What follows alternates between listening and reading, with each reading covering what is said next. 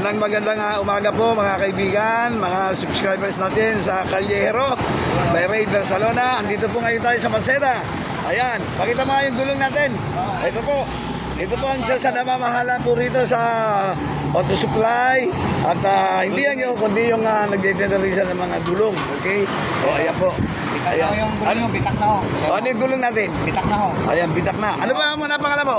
Ingo. Ha? Ingo po. Ingo, kailangan na ba palitan yung gulong ko? Oo, kailangan na to. Kanda talaga siya. O, ayan po, ayan. Pakita mo yung pakita mo yung tornilyo. Meron pa. O, ayan, tapos yung bitak. Bitak-bitak na.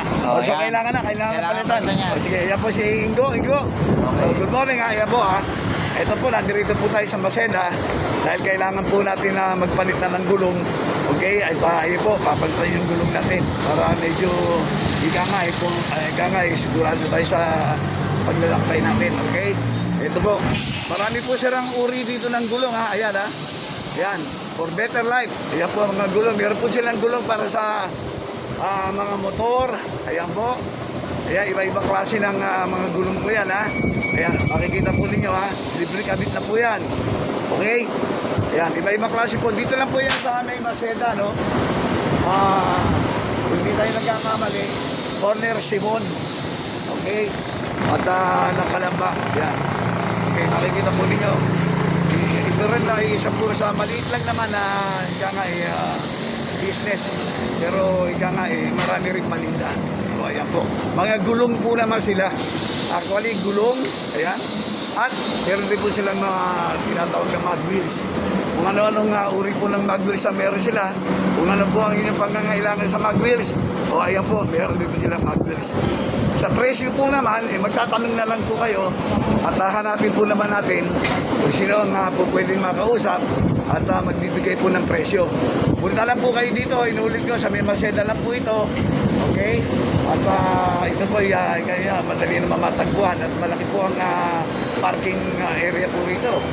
Okay, o ayan po, ayan, ginagawa na po yung gulong. At papalit po natin ng maayos na gulong ito. Nandito na po tayo, ayan. Okay? Unti-unti, pumapasok po tayo sa loob. O nga pala, meron din po tayo nakita rito kailangan natin palitan na Amaron. Ang Amaron po, isa sa magandang baterya. At ito po, dahil sa kailangan din po natin, magpapalit din po tayo para sigurado tayo. Okay, yun lang, ano?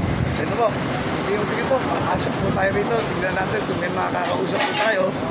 Ayan po, bago tayo pumunta sa kaloob-looban, ayan, pinakikita ko sa inyo lahat po ng uri ng battery. Meron po tayo dito, ayan, tingnan nyo. Motolife, ayan, iba-ibang sukat po yan, ha. Amaron, DRA Power, Inco, ayan. Maya po, interviewin po natin yung namamahala. So, ayan, ayan na po, tingnan nyo, ayan na. Okay, ayan po. Ito po yung nila, oh. Pag nagpapalit ng gulo para hindi mahirapan yung gumagawa, ayan po.